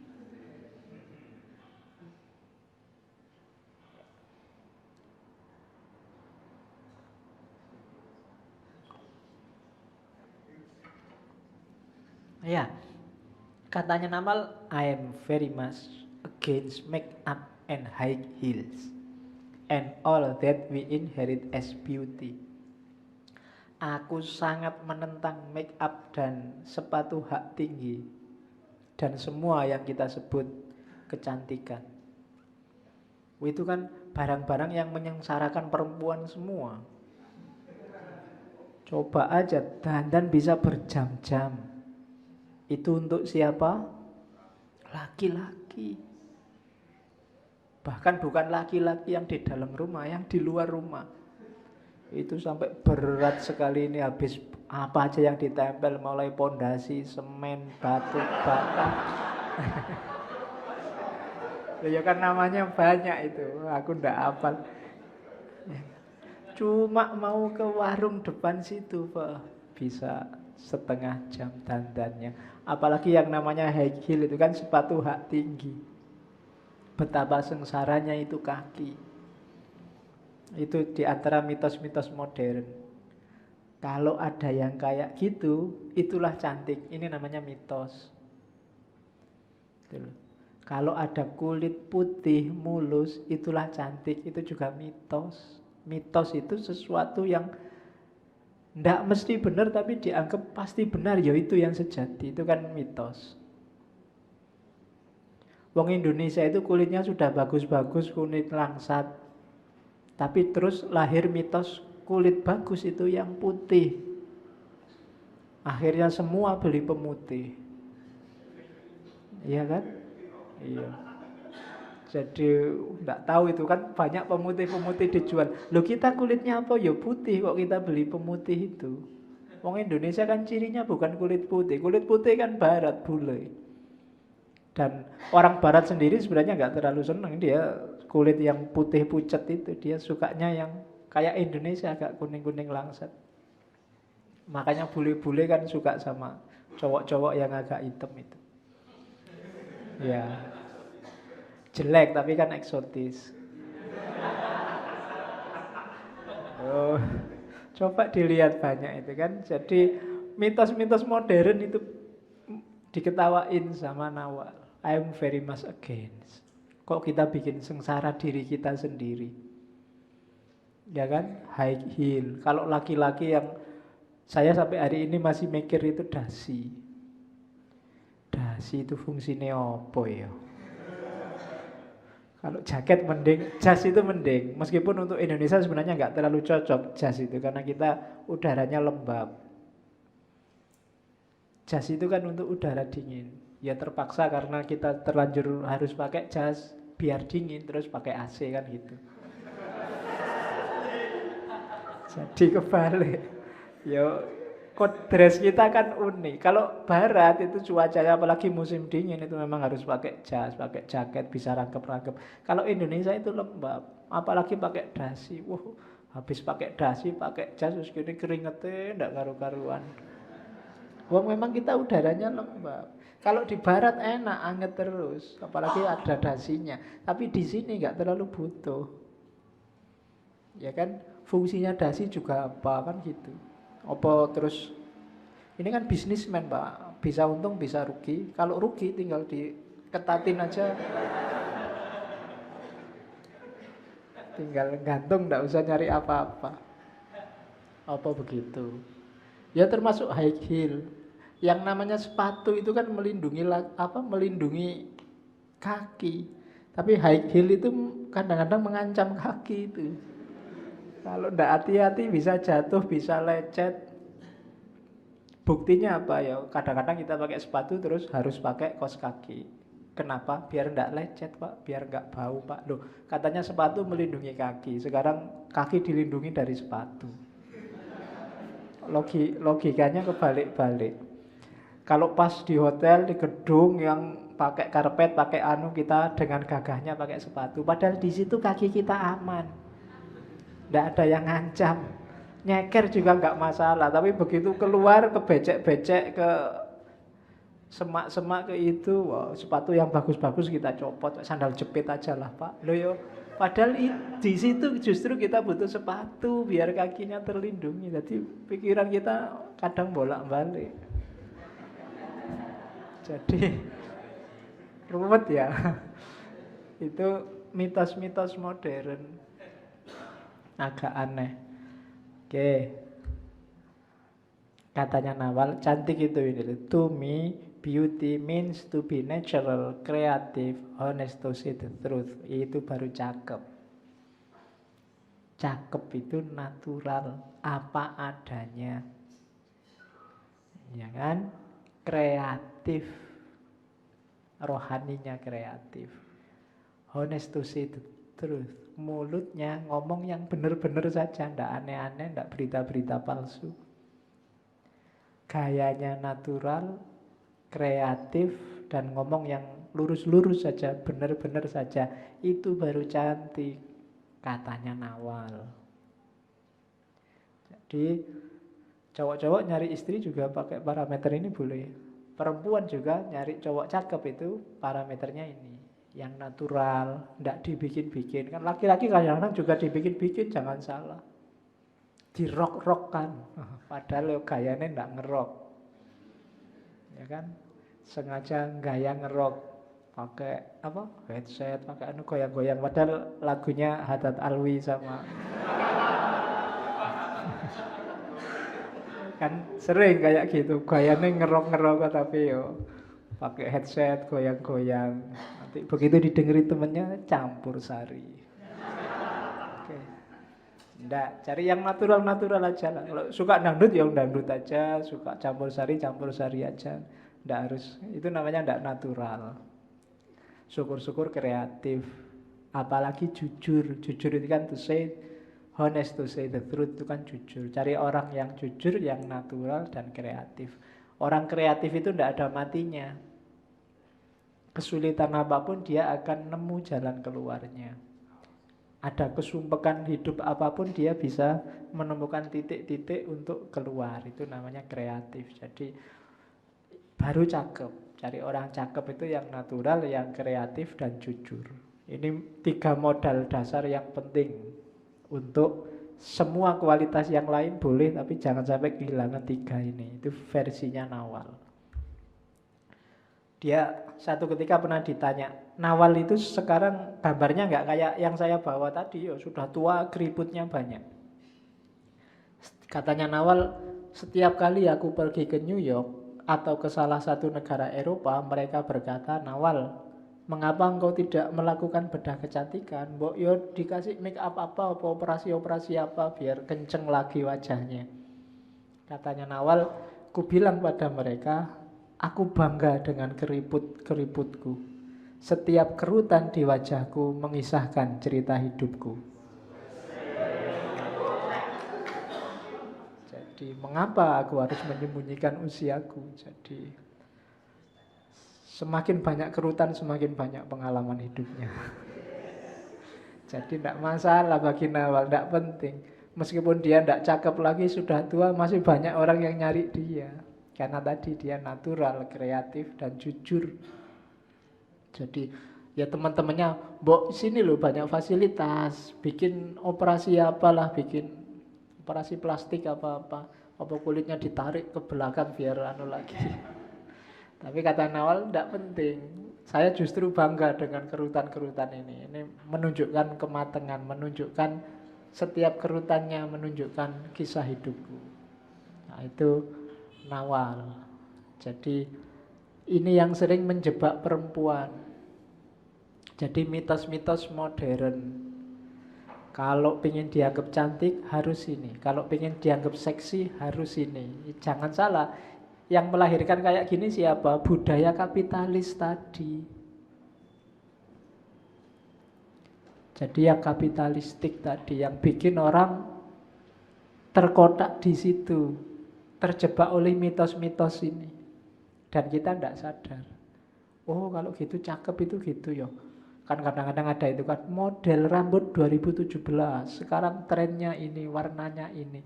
Itu sebenarnya sedang bikin mitos-mitos baru. Yang bikin siapa? Ya kapitalis tadi. Itu. Oke.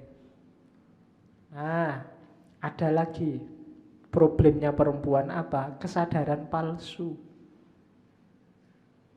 Banyak sekali yang disebut Nawal, antara lain kesadaran palsu bahwa laki-laki akan melindungi perempuan. Nah, itu omong kosong katanya Nawal. Enggak. Kalau laki-laki macam-macam, kalau laki-laki siap nganter kemana-mana, siap jemput, siap traktir, jangan salah, mesti ada pamrihnya. Katanya Nawal. Jangan mau. Prinsip laki-laki melindungi perempuan ini bikin perempuan tidak mandiri. Itu di perempuan di titik nol itu ada kalimatnya Firdaus itu yang mengkritik. Di antara pacar yang disukai Firdaus kan laki-laki yang revolusioner. Cuma katanya Nawal, laki-laki revolusioner pun terhadap perempuan, katanya Nawal, laki-laki revolusioner yang berpegang pada prinsip-prinsip sebenarnya tidak banyak beda dari laki-laki yang lain. Mereka mempergunakan kepintaran mereka dengan menukar prinsip-prinsip mereka untuk mendapatkan apa yang dapat dibeli orang dengan uang. Bedanya sama laki-laki yang matre, meskipun tidak revolusioner, sama. Kalau laki-laki revolusioner yang dijual prinsip-prinsipnya untuk mewujudkan kepentingan dan keinginannya. Kalau laki-laki matre kan pakai uangnya.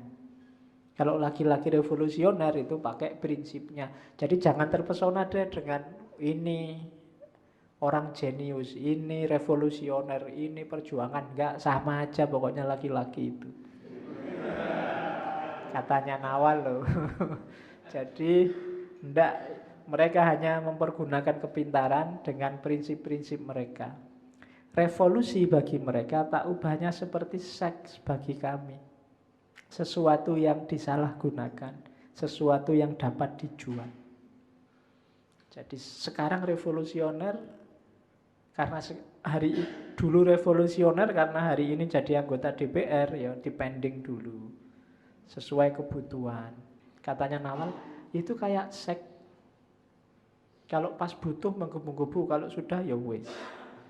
Besok nyari lagi yang lain, pingin lagi, terus jadi begitu. Jadi tidak usahlah, jangan terjebak oleh mitos, oleh kesadaran palsu. Antara lain bahwa laki-laki melindungi perempuan. Selama mitos ini masih hidup, perempuan tidak akan bebas merdeka, tidak akan mandiri. Itu katanya Nawal. Terus kesadaran palsu lagi tadi, harga perempuan dari tampilannya. Ini kalau tadi ngeritik laki-laki, kalau ini ngeritik perempuan. Banyak yang tertipu oleh tampilan dan lebih sibuk dengan tampilan. Tidak salah, tapi harga perempuan letaknya tidak di situ. Jangan tertipu. Ya tadi sudah tak contohin make up modern high heel. Nggak itu saja, termasuk yang hijab atau apa niqab apalagi atau burqa atau itu tampilan. Kalau bahasa filsafat itu aksiden, belum substansi. Katanya Nawal, hijab itu tidak berhubungan dengan nilai moral. Mereka pakai hijab, lalu keluar menari. Ya bahasanya menari, kalau Indonesia mungkin dugem. Ya kan? Pakai jilbab tapi ya dugem, pakai hak tinggi, pakai lipstick. Kalau hari ini nggak cuma jilbab, karena ada istilah jilbub. Ya kan, wis levelnya sudah sampai di situ. Jadi seolah-olah kalau sudah tampilannya itu urusannya sudah beres. Seolah-olah kalau sudah pakai cadar, pakai jilbab besar, pakai yang syar'i, urusannya sudah beres. Belum, itu hanya tampilan. Masih belum ada harganya. Harganya tidak di situ. Jadi sebagaimana orang tertipu oleh tadi mitos modern, kostum-kostum modern, perempuan yang tertipu oleh ini juga nasibnya sama. Kalau tidak masuk ke ranah yang lebih substantif tadi. Kesetaraan, kebebasan, martabat kemanusiaan yang disebut di awal tadi. Kalau tidak ada isi itunya, kalau hanya jilbab saja, tidak ada gunanya. Level perempuannya nggak naik. Ini kayak kalimatnya Nawal yang lain ini. Orang yang hanya memperhatikan tampilan itu menyenangkan kelompok patriarki, kelompok laki-laki. Perempuan hanya mendedikasikan dirinya pada laki-laki. When you are intelligent and beautiful, you face a lot of problem. If you are beautiful and stupid, then it's easy. Katanya Nawal, perempuan, kalau kamu itu pinter dan cantik, you face a lot of problem. Kamu akan ketemu banyak masalah. Karena laki-laki nggak terlalu senang kalau perempuan pinter itu. If you are beautiful and stupid, kalau kamu cantik dan agak tell me, nggak enak mau ngomong bodoh ya. Dan it's easy, urusanmu lancar mau apa-apa. Coba aja. Hari ini begitu. Kalau ada cantik terus agak tell me dikit, itu kan sering dimanfaatkan oleh laki-laki. Ya kan, ya entahlah bentuknya apa, laki-laki lebih ngerti. Dan it's easy. Makanya apa? Jangan sibuk dengan beautifulnya, sibuklah dengan intelijennya. Kalau hanya sibuk tampilan, ya sama jatuhnya, jadi korbannya laki-laki. Maka sadarlah, bangun kualitas dan hargamu, kan gitu. Wong dandan neko-neko, termasuk yang pakai jilbab tadi, termasuk yang pakai modern-modern tadi, kan dedikasinya ternyata juga akhirnya untuk laki-laki. Yang nyetir termasuk gaya, fashion, tren, model itu kebanyakan juga laki-laki. Jadi katanya Nawal, ya, when you are beautiful and stupid, then it's easy. Urusanmu akan lebih mudah, bahasanya ngono. Jadi mau apa-apa itu modal kecantikan lebih gampang kalau berhadapan sama laki-laki. Tapi dirimu tidak terlalu mahal harganya. Sama katanya Nawal, ini kalimatnya saya potong. Wanita bercadar di kalangan masyarakat Islam dan wanita telanjang di kalangan masyarakat Barat, keduanya adalah dua sisi dari mata uang. Keduanya adalah tanda dari penindasan kepada perempuan yang tiada henti.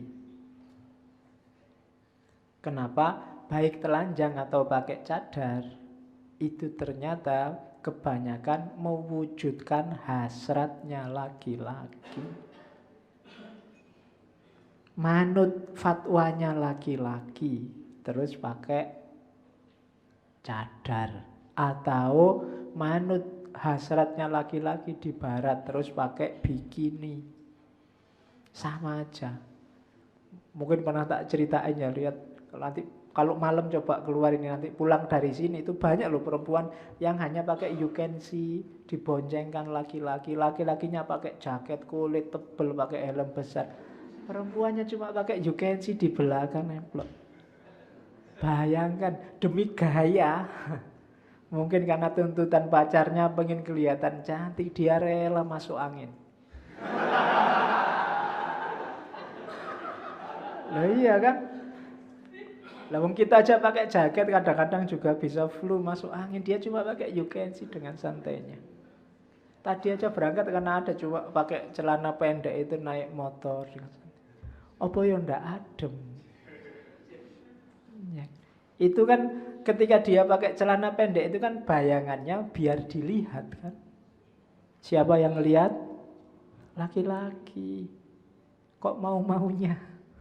Demi kepentingan laki-laki merelakan dirinya masuk angin. Sama, apakah dia yang pakai bikini, pakai baju renang, atau pakai cadar. Kalau itu ujungnya adalah memenuhi instruksi laki-laki, itu sebenarnya sama levelnya. Jadi tidak ada harganya di situ, katanya Nawal. Oke. Terus maka perempuan harus sadar. Kunci pertama berarti apa? Perempuan-perempuan sadarlah. Ya, kuncinya itu yang pertama. Tidak ada gunanya kalau nggak sadar. Katanya Nawal yang pertama, perempuan harus mau berubah.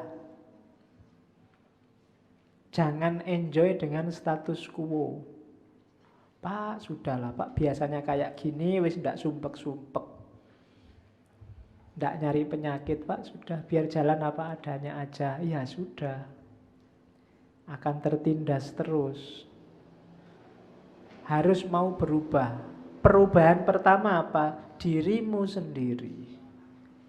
Berdayakan dirimu, kuatkan pribadimu, itu yang pertama. Biar tidak gampang terpengaruh.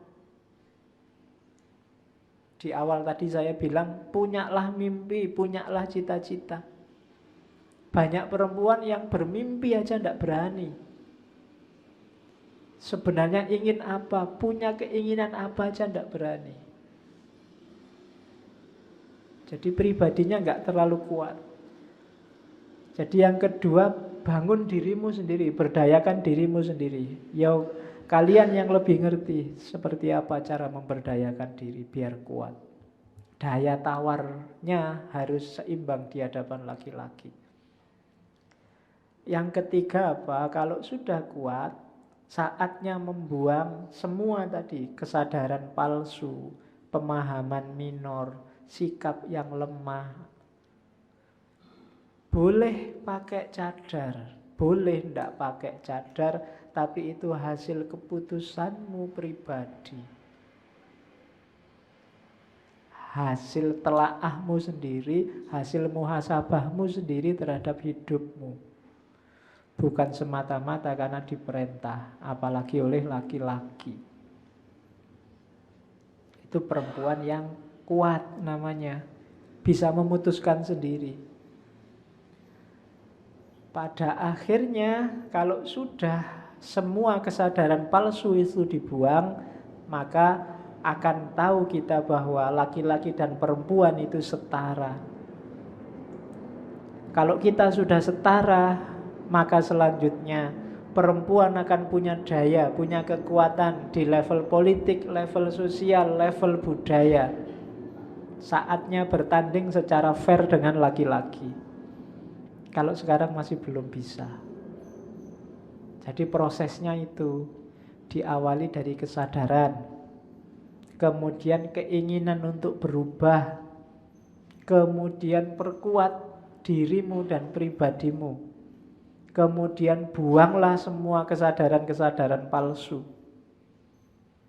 mitos-mitos yang tidak penting.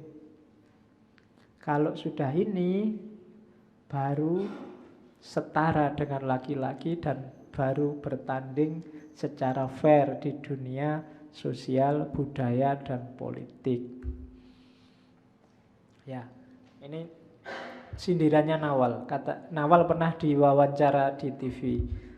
Nawal, gimana pendapatmu tentang perempuan di negeri ini yang menganggap bahwa dirinya sudah tidak tertindas lagi, yang percaya bahwa perempuan telah mendapatkan kebebasannya? Kata Nawal, menurutku mereka itu buta.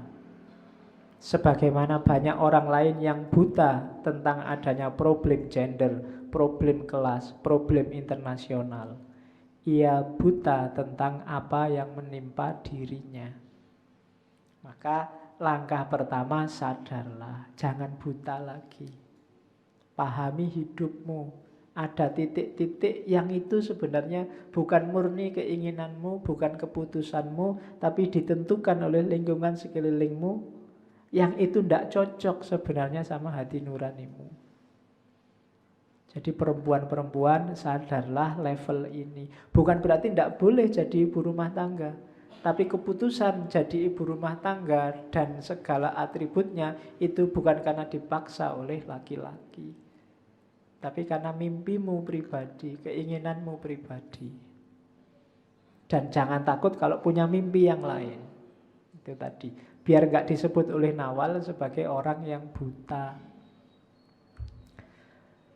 Kalau sudah sadar, langkah selanjutnya ini, solidaritas sesama perempuan. Yuk berjuang bareng-bareng sekarang. Kalau perempuannya sendiri tidak kompak ya susah berjuang. Solidarity between women can be a powerful force of change and can influence future development in ways favorable not only to women but also to men. Jadi kalau sudah sadar, sudah kuat, perempuan-perempuan harus bersatu. Jangan saling menjatuhkan, ya. Apalagi gara-gara laki-laki, ya. Itu berarti belum sadar. Jadi kunci perjuangan kedua itu nanti Nawal jadi ketua, jadi pengelola beberapa organisasi. Kan memang tipikal gerakan feminis dalam Islam antara lain kan itu. Ada yang bikin organisasi, ada yang nulis buku, ada yang melakukan penelitian-penelitian sejarah tentang kesetaraan perempuan, dan yang terakhir ada yang melakukan tafsir ulang atas teks agama. Jadi yang kedua kalau Nawal ya solidaritas perempuan. Unity is power. Without unity, women cannot fight for their right anywhere. Persatuan itu, kesatuan itu kekuatan. Tanpa persatuan, perempuan tidak akan bisa bertanding, tidak akan bisa bertarung, memperebutkan haknya. Kalau yang satu bilang ya, yang satu bilang tidak, ya susah bertanding.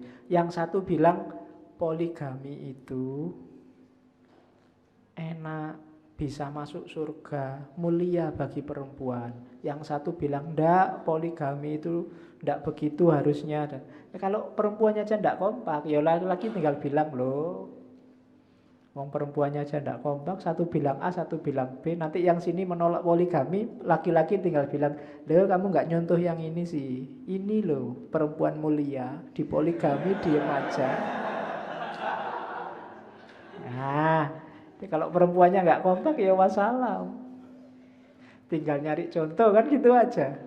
Kamu sih nggak kayak ini sip, kamu terlalu cerewet sih. Kalau ini diapa-apain manut aja. Ya sudah, kalau perempuannya nggak kompak ya perjuangannya berat.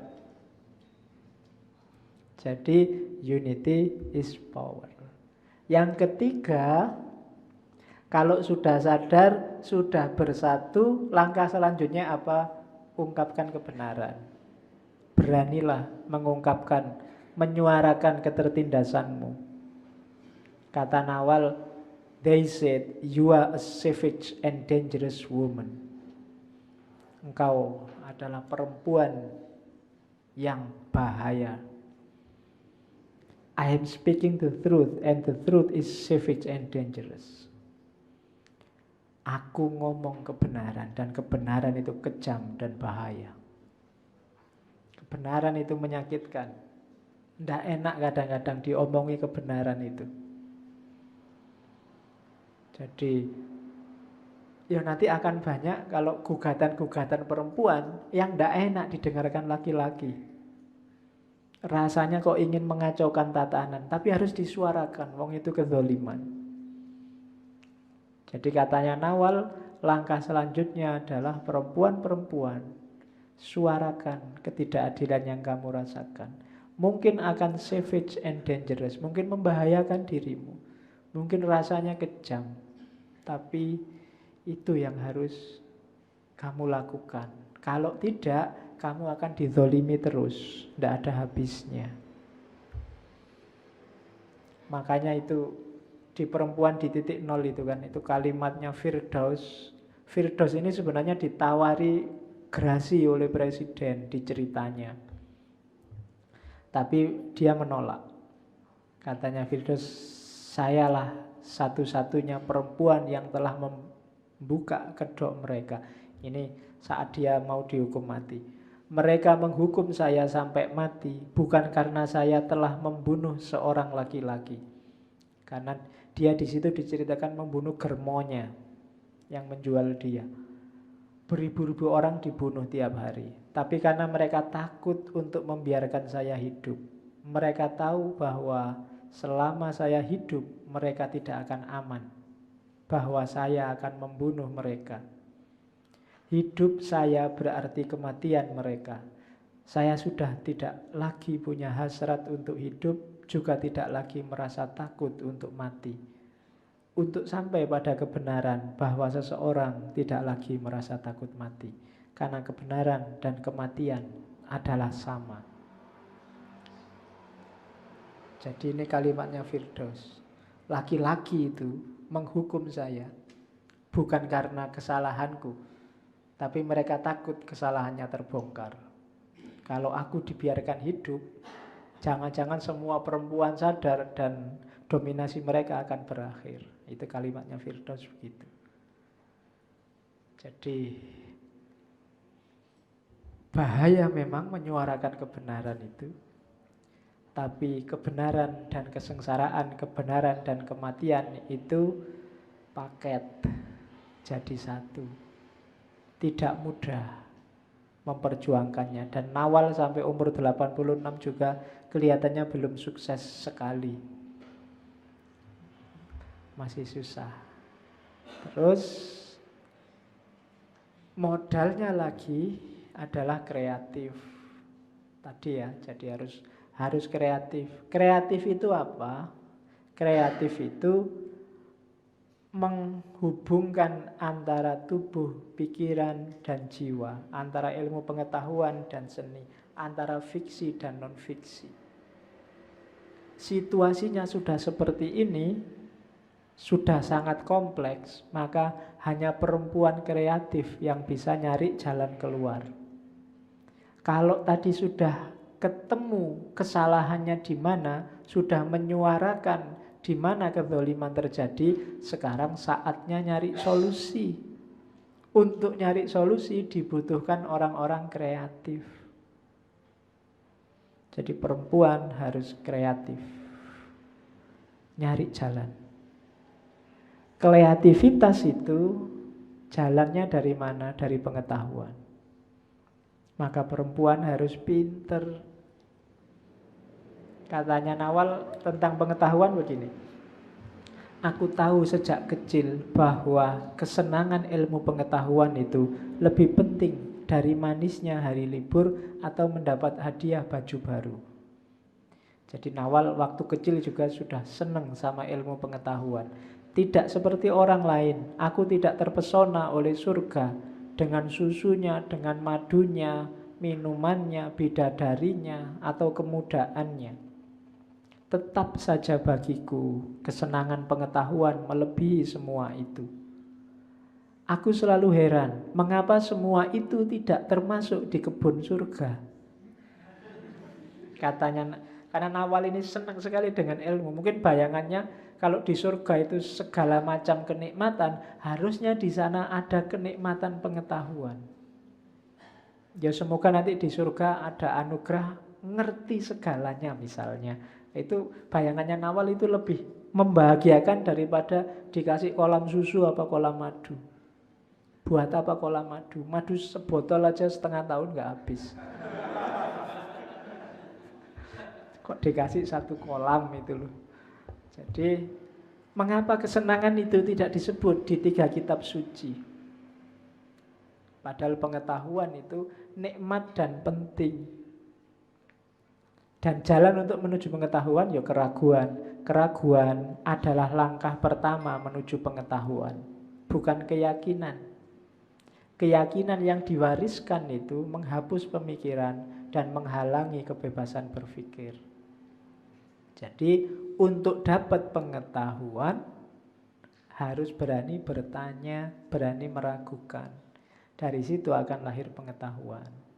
Bedanya sama jalur iman, jalur yakin. Ya boleh, cuma tidak nambah pengetahuan. Akan baik kalau digabung. Setelah yakin terus bertanya. Dan pengetahuan adalah modal agar perempuan bisa kreatif. Mencari jalan keluar dari problemnya tadi, dari kebenaran yang disuarakan tadi. Cuma untuk menuju ke sana harus sadar dulu. Oke, dan ini jalan yang dipilih oleh Nawal. Di antara kreativitas itu salah satu manifestasinya adalah nulis. Ini kalau versinya Nawal karena dia ahli nulis, penulis. Mungkin orang lain yang ambil jalur sendiri. Yang ahli bisnis ya mungkin nyari solusi lewat bisnis. Kayak istrinya Nabi Khadijah itu kan bisnismen. Bisa mendominasi laki-laki, anak buahnya semua laki-laki dan sukses. Termasuk sukses momong Nabi ketika Nabi jadi nabi-nabi awal. Itu jalur dagang. Kalau Nawal milihnya jalur nulis.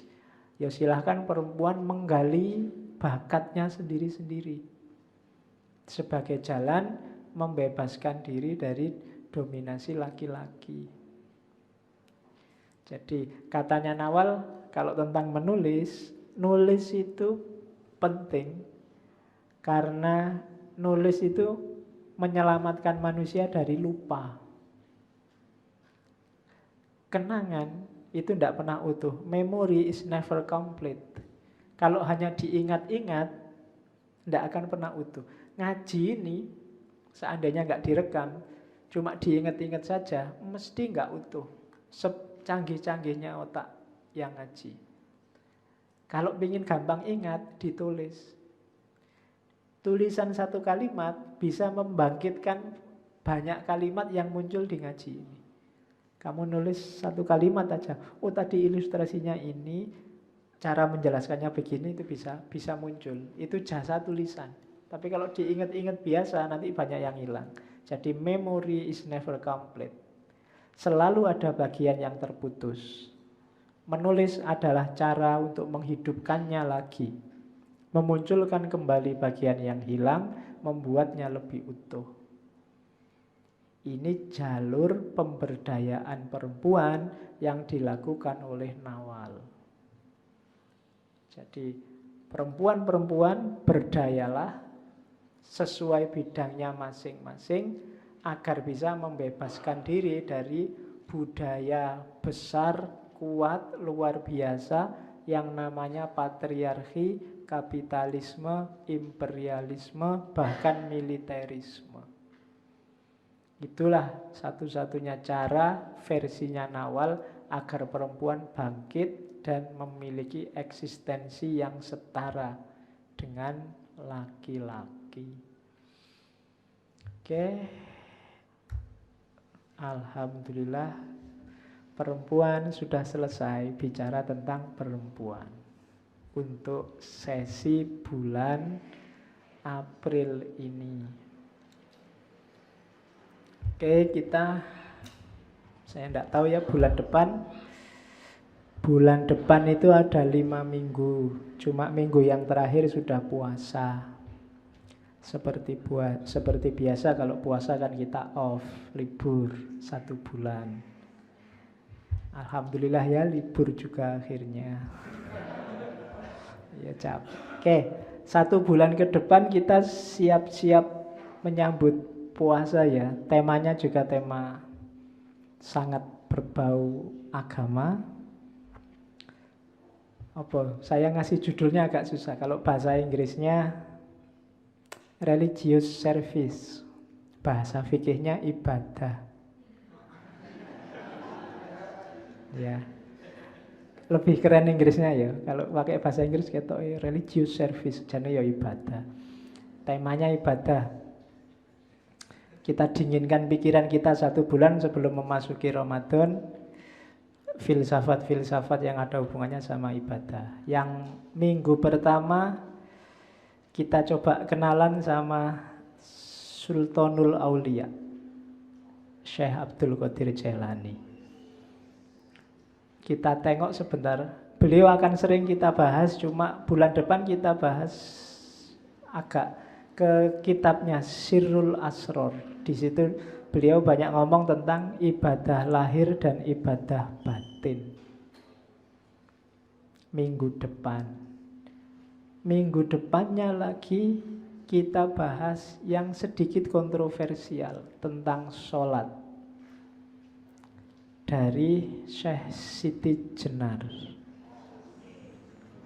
Ya, nanti kita lihat ada makna apa di balik. Beberapa kan banyak yang mengkritik Syekh Siti Jenar. Sebenarnya banyak dia ngomong ibadah, nanti kita lihat, cuma tema utamanya sholat. Kemudian minggu selanjutnya kita cari yang agak progresif.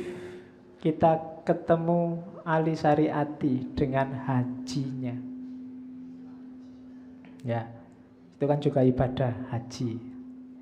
Dan minggu terakhir sebenarnya kurang 3. Kalau masih sempat 3 hari 4 hari sebelum puasa kita ngomong puasa saja. Ya, Ghazali nulis kitab bagus judulnya Asrorus Siyam. Jadi minggu depan kita mulai dari Syekh Abdul Qadir Jailani, kemudian Syekh Siti Jenar, diawali dari 2 Syekh, kemudian Ali Syariati dengan haji, dan terakhir Ghazali kembali kita angkat lewat Asrorus Siyam. Itu pertemuan kita 1 bulan ke depan sebelum Ramadan. Ya nanti setelah Idul Fitri kita bisa kembali lagi ke barat. Oke, saya kira itu, kurang lebihnya mohon maaf. Wallahul muwaffiq, wallahu a'lam bissawab. Wassalamualaikum warahmatullahi wabarakatuh.